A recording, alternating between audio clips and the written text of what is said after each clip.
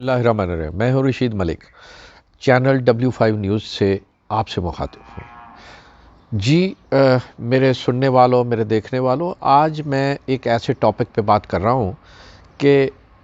جس کا تعلق گلگت بلتستان سے ہے، اور اس حوالے سے میں یہ بتاؤں کہ یہ ٹاپک آج ہم نے اس لیے منتخب کیا ہے کہ ملک میں جہاں الیکشن اور اکنامک سرگرمیوں کی بات ہو رہی ہے، اقتصادی حالت کو بحال کرنے کی بات ہو رہی ہے، وہیں پر دہشت گردی کے واقعات جو ہیں وہ اپنا سر اٹھا رہے ہیں۔ یعنی دہشت گرد جو ہیں وہ اپنی سرگرمیوں کو بڑھا رہے ہیں اور دہشت گرد کارروائیوں میں تیزی آ رہی ہے۔ گلگت بلتستان میں گزشتہ روز ٹارگٹ کلنگ کے نتیجے میں کم و بیش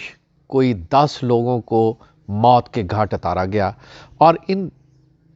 جاں بحق ہونے والوں میں، شہید ہونے والوں میں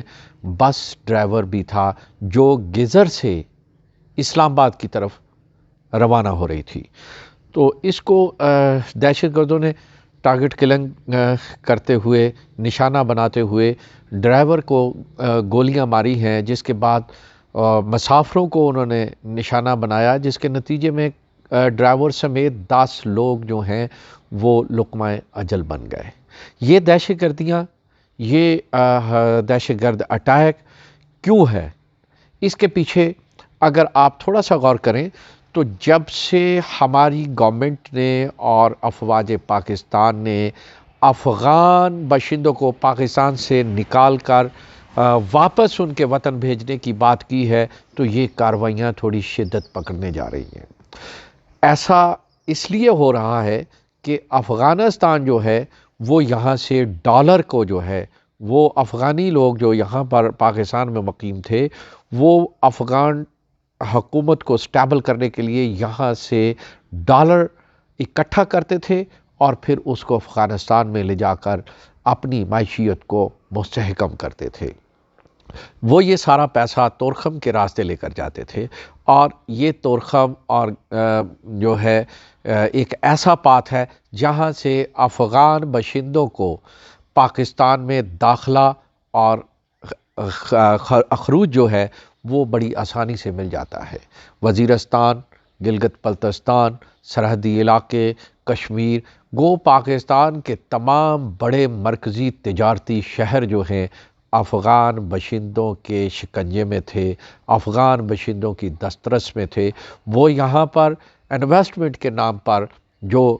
کاروبار ہے وہ سٹیبل کرتے، اور پھر وہ جو روپیہ کماتے اس سے یہ منی چینجرز کے ذریعے جو ڈالر ہے اس کو گریب کرتے۔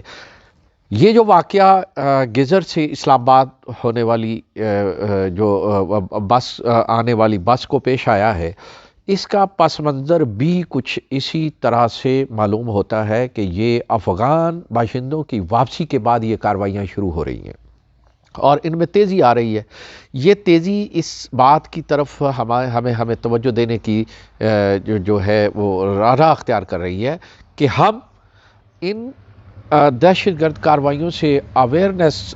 ویل اویئر ہوتے ہوئے ان کو روکنے کے لیے ہمیں افغان باشندوں کی اور وہاں سے غیر قانونی طور پر پاکستان آنے والے دہشت گردوں کی مانیٹرنگ کو بہت عمیق کرنا ہوگا،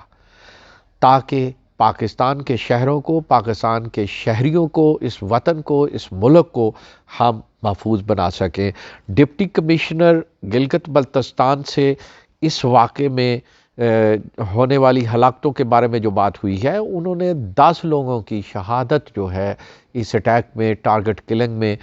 جو ہے جانے کی تصدیق کی ہے۔ یہ بدقسمت بس جو ہے یہ گزر سے اسلام آباد کی طرف آنی تھی، اور گزر سے اسلام آباد آتے ہوئے اس بس کے جب ڈرائیور کو نشانہ بنایا گیا تو ڈرائیور موقع پر جاں بحق ہو گیا،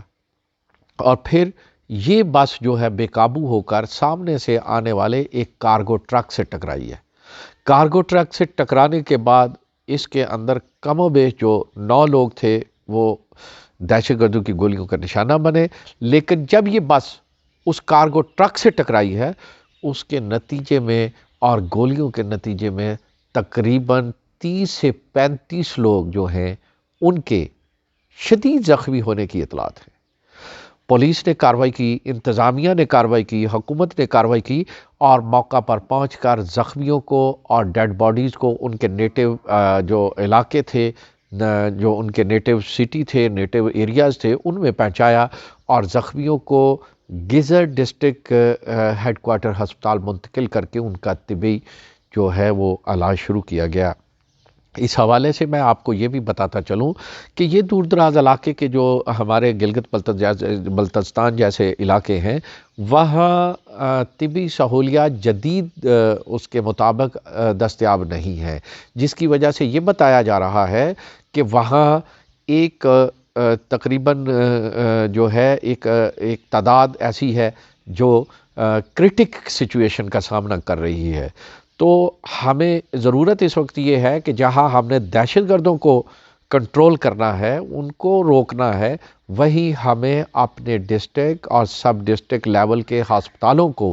جدید طبی سہولیات سے بھی آراستہ کرنے کی ضرورت ہے، تاکہ ہم اپنی کیجویلٹیز کو روک سکیں اور